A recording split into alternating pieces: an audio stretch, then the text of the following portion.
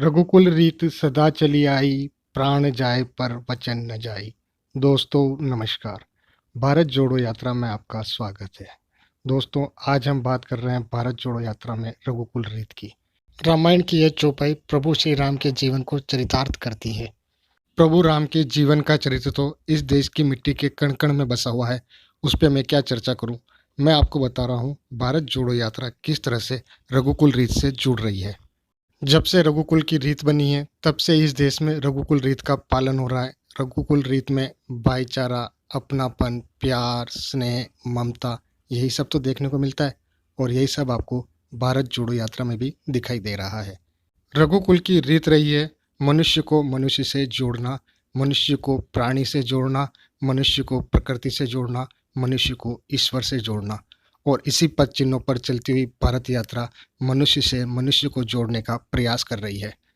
भारत जोड़ो यात्रा आपके लिए कौतूहल का विषय हो सकती है, लेकिन भारत जोड़ो यात्रा से जुड़ा हुआ बच्चा बच्चा तक जानता है भारत जोड़ो यात्रा में क्या चल रहा है। देखिए आप इन बच्चों को किस तरह से कह रहे हैं जोड़ो जोड़ो भारत जोड़ो। इनकी आंखों में आपको विश्वास नजर आएगा, लेकिन कौतूहल नहीं। कौतूहल तो आपकी आंखों में दिख रहा है, इसीलिए आप अपने मोबाइल स्क्रीन पर भारत जोड़ो यात्रा को बड़ी कौतूहल नज़रों से देख रहे हैं।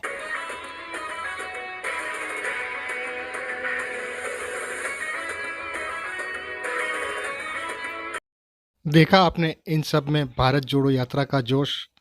आपके मन में जिज्ञासा उत्पन्न हो रही है, दिल में बेचैनी है, मस्तिष्क प्रश्न कर रहा है भारत जोड़ो यात्रा में क्या चल रहा है। भारत जोड़ो यात्रा में तो वही सब चल रहा है जो रघुकुल रीत में चलता था। रघुकुल रीत को आगे बढ़ाती हुई भारत जोड़ो यात्रा प्रभु श्री राम के बताए हुए पथ पर आगे बढ़ती हुई भारत को जोड़ने का प्रयास कर रही है। भारत जोड़ो यात्रा को देखते हुए मुझे तो ऐसा प्रतीत होता है जैसे प्रभु श्री राम के वन यात्रा को फिर से चित्रित किया जा रहा है।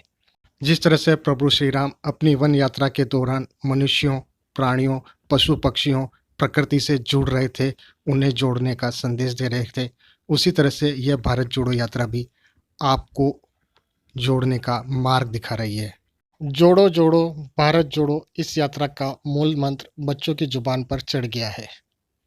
यह यात्रा प्रदेश में जहाँ से भी निकल रही है वहाँ बच्चों के झुंड खड़े हुए हैं और इस यात्रा का स्वागत करते हुए बड़ी जोश के साथ कहते हैं जोड़ो जोड़ो भारत जोड़ो। रघुकुल रीत सदा चली आई, प्राण जाए पर वचन न जाई। इस चौपाई में हमें बताया गया है प्रभु श्री राम अपने पिता के दिए हुए वचनों की पालना करते हुए अयोध्या से वन की ओर प्रस्थान कर गए थे।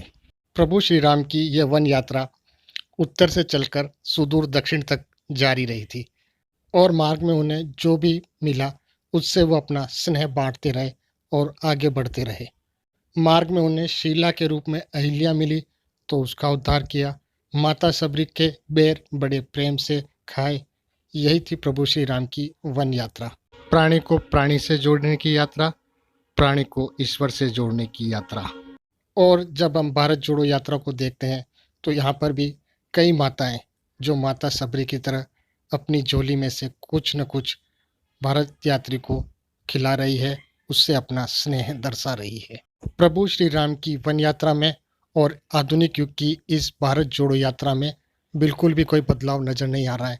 कालखंड का लंबा अंतराल बीत जाने के बाद भी रघुकुल की रीत का, उनकी परंपराओं का अक्षरतः पालन किया जा रहा है। माता सबरी की तरह प्रभु श्री राम को जिस तरह से स्नेह वात्सल्य मिला था, वही वात्सल्य और स्नेह इस यात्रा में भी मिल रहा है। दोस्तों आप तो जानते हो प्रभु श्री राम हमारे आराध्य हैं और करोड़ों वर्ष बीत जाने के बाद भी हम आराध्य के पद चिन्हों पर उसी तरह अग्रसर हो रहे हैं। यही सब हमें भारत जोड़ो यात्रा में दिखाई दे रहा है। दोस्तों आप बस मात्र कल्पना कीजिए, जब प्रभु श्री राम लंका विजय कर अयोध्या की तरफ लौट रहे थे, तब आप कल्पना कीजिए क्या इसी तरह का हर्ष उल्लास उनकी वन यात्रा में दिखाई दे रहा होगा। यह तो मात्र कल्पना है। जब प्रभु श्री राम अयोध्या लौट रहे थे उसी तरह का हर्ष उल्लास आपको भारत जोड़ो यात्रा में भी दिखाई दे रहा होगा। मुझे तो ऐसा महसूस हो रहा है प्रभु श्री राम के पथ में रंग बिरंगे फूल खिलने लगे होंगे, धूप नरम हो गई होगी, पथ पर बिछ गई होगी, पक्षी चहक रहे होंगे, मयूर नृत्य कर रहा होगा, हिरण कुचाले भर रहे होंगे। ऐसा ही कुछ मार्ग होगा प्रभु श्री राम का। कोयल की कूक होगी, भंवरों की गुंजन होगी। कितना सुंदर होगा वो पथ जहाँ फूलों की खुशबू महक रही होगी।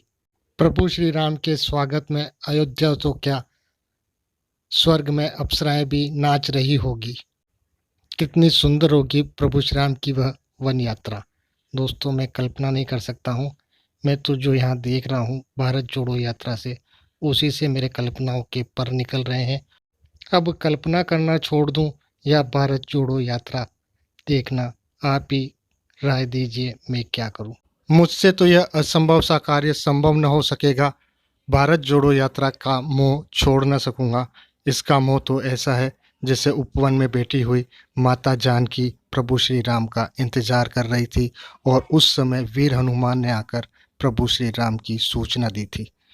कितना मोहक होगा वह दृश्य जब नैनों से अश्रु बह रहे थे और होठों पर एक मुस्कान थी प्रभु श्री राम की सूचना की।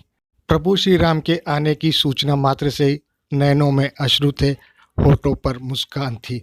और ऐसी ही मुस्कान, ऐसे ही अश्रु आपको भारत जोड़ो यात्रा में भी दिखाई देंगे, जहां अपने आंखों में अश्रु लिए, होठों पर मुस्कान लिए राहुल गांधी के साथ चलती हुई नजर आएगी।